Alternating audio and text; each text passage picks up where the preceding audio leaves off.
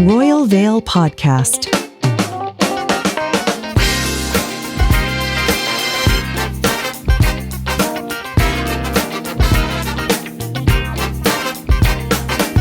Welcome back to the Royal Vale Podcast. This is episode 2, where students' voices shine and stories come alive. Stick with us. We've got fresh ideas and plenty of energy to kick off your day.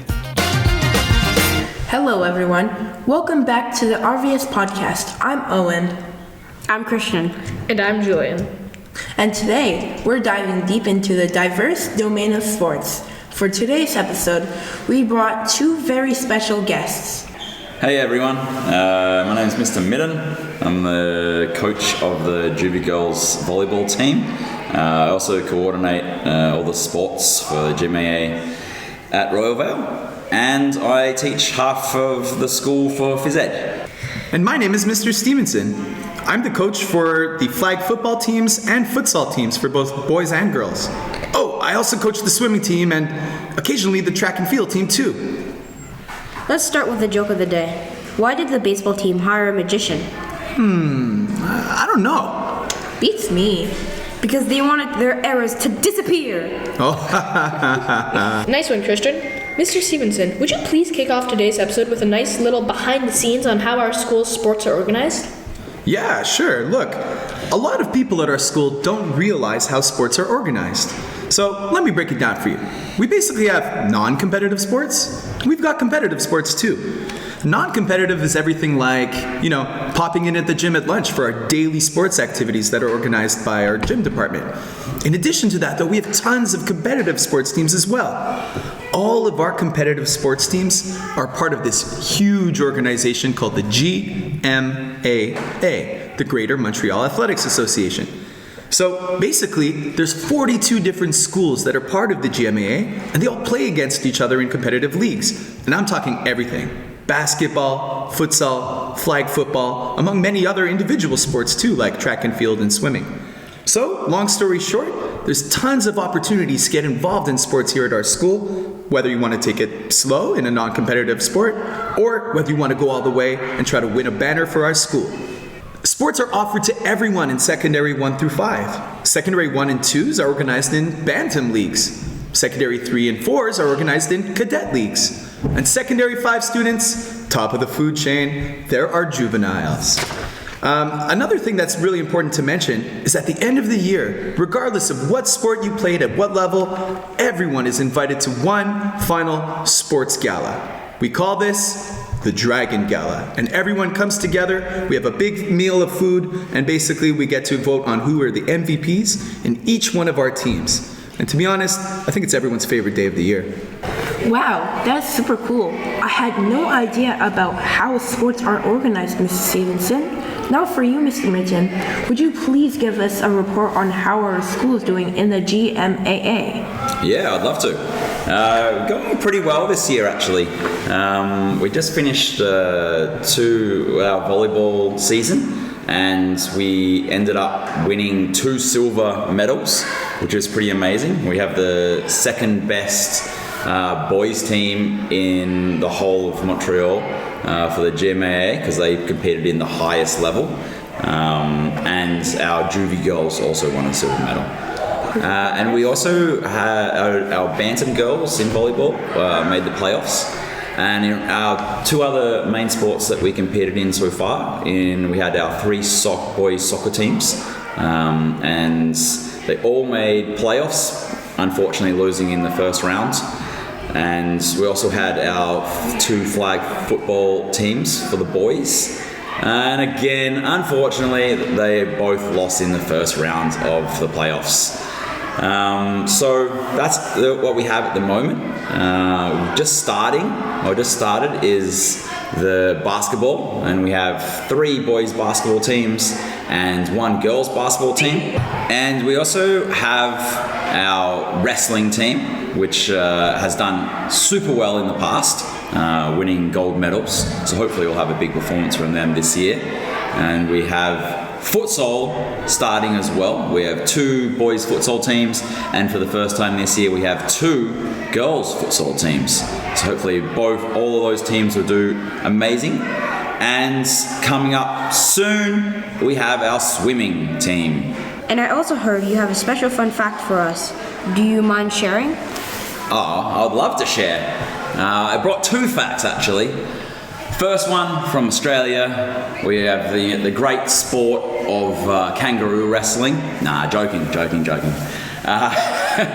No, we have a pretty crazy fact that the Socceroos, which is the Australian men's team, international team, they hold the record for the largest score in international matches at 31-0 against American Samoa.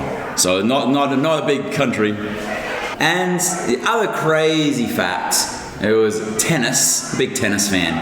So in Wimbledon, in England, the longest match ever played. Bet you can't guess how long it is. 12 hours. Oh, that is actually very close. 11 hours and 5 minutes. It took 3 days.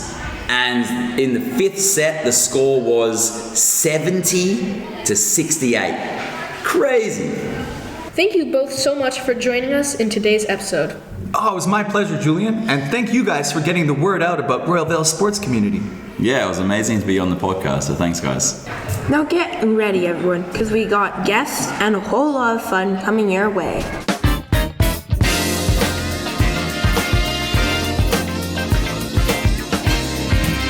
Hello, welcome to RVS Interviews. Today we will be interviewing Ms. Tanya Sad. Hi. So, the first question, although it's not related to today's topic, is still important to ask. So, for those who are new, can you please tell us what do you specialize in this school? So my role in the school is I am the special education technician. And I am also the ECA coordinator, which is the extracurricular activity coordinator for the school. Thank you. And so now on the subject of ECAs, how long have you been managing them until now? So actually, it's been about, that's a tough question because I have to go back and think about it. It's probably around 10 years or a little bit less. And on the side, was there an ECA program before you came? There was for a very short period of time. All right, thank you. So can you first explain to us what an ECA is? Yes, so ECA stands for extracurricular activities. These are clubs, sports, arts, leadership programs, and other activities that take place outside of regular class time, but are still part of the school community. So in other words, if I can just elaborate a little bit, everything students do beyond academics that helps them grow socially, physically, and emotionally. So if I can give some more examples, sports teams such as soccer, basketball, arts, music, drama, dance, certain clubs like debate club, chess club, games club, etc. All right, thank you. And so when someone makes an ECA request, could you briefly explain to us the process of adding a brand new ECA? Yes, so if a student comes to me and says that they're interested in an ECA that they saw maybe outside of school or something that particularly interests them that we do not have currently, they can ask for it, and then I'll do some research in the community, within our school, amongst our teachers to see if it's an activity that we can organize for the students. Thank you. So some students are curious. So can you please tell us, why is it mandatory for a student to complete at least 2 credits during the school year? Okay, so extracurricular activities are mandatory because school isn't just about academics. It's also about developing skills like teamwork, leadership, creativity, and responsibility. So by taking part in extracurricular activities, you learn things you can't always learn in class, like how to collaborate, manage your time, and explore new interests. All right. So many schools make extracurricular activities mandatory because they are a vital part of a well-rounded education. They help students build social and emotional skills, develop teamwork, communication, and leadership, explore interests beyond the classroom, as I mentioned earlier, contribute to the school community, And just to mention that research and studies shows that students involved in extracurricular activities are more engaged, perform better academically, and develop stronger life skills. So, why have you chosen to be the ECA coordinator of the school? And can you explain what that job means? Actually, it chose me, to be honest with you. I was actually approached and asked if I would be able to do it because at the time I think there was a need and it was something to explore further. Well, I oversee and organize all of the extracurricular activities within the school. My responsibilities include coordinating activity schedules, managing student signups and option selections, maintaining accurate records of participation and their hours, and gathering feedback or suggestions from students to enhance our programming. And do you find it a rewarding job? Well, you know what? What's most interesting about being an ECA coordinator is getting to see students discover their interests and passions that are outside of the classroom or beyond the classroom. And every day is different. One moment you're helping students organize activities, and the next you're supporting a student who wants to start a new club. So it's rewarding to see how these activities help students build their confidence, friendships, and their leadership skills. All right, that's great to hear. And finally, what are some of the most interesting ECA requests that students have made to you? You know what? There was actually one student that was from another country that had come to see me and had expressed that archery was something that interested her in her country. And I thought it was interesting, and I was just like, oh, this could be something that we could possibly bring to Royal Vale. And so I looked into it, and we connected with a very good organization, and we brought archery to our school. So yeah, I would say that was probably one of the more interesting ones that I have encountered. Thank you, Ms. Tanya. Thank you for your time, and we wish you a good rest of the school year. Thank you so much, and thank you for giving me this opportunity.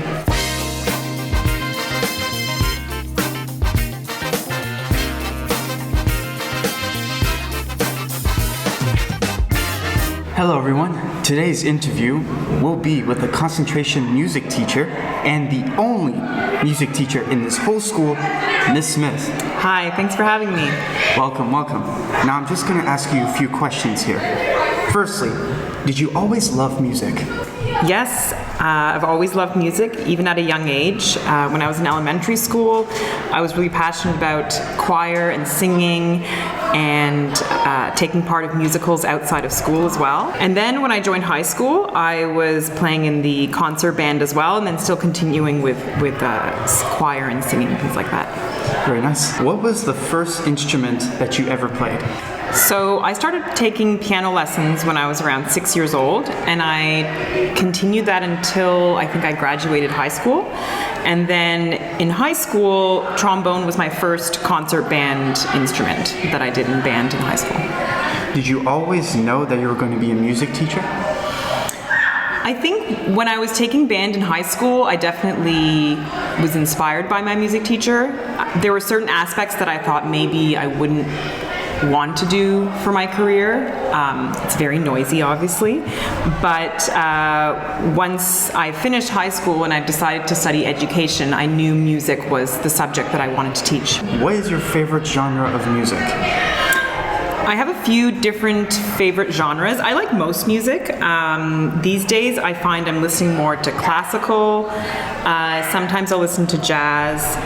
And with pop music, I tend to listen to stuff that was popular when I was a bit younger. I'm not really keeping up with what's popular now, but it kind of depends on the day and the mood. After a day of teaching music all day, I prefer quiet, maybe something more softer like classical music. Have you ever used your teacher voice outside of school? I definitely have. I can think of one specific example. A few summers ago, I was at a public pool, and there were these students, not Royal Vale students, these kids in the pool using very inappropriate language and yelling at the top of their lungs, and I finally lost my temper and used my teacher voice on them, and I told them to be quiet. And it worked. Well, The power of the teacher voice. yes, unexplainable powers. Lastly, are there any upcoming music performances? Yes, we actually have our annual holiday concert coming up on December 18th at 7 p.m. We'll be playing some famous holiday classics that the audience might know. So it's a really fun evening.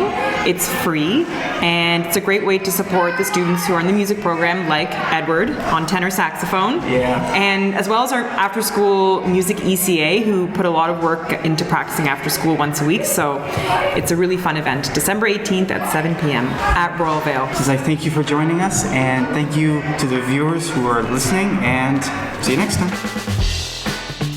That's a wrap for episode 2 of the RVS podcast. Thanks for listening and being a part of our community. Don't forget to tune in next time. Until then, keep learning, keep laughing, and keep shining. Royal Vale Podcast.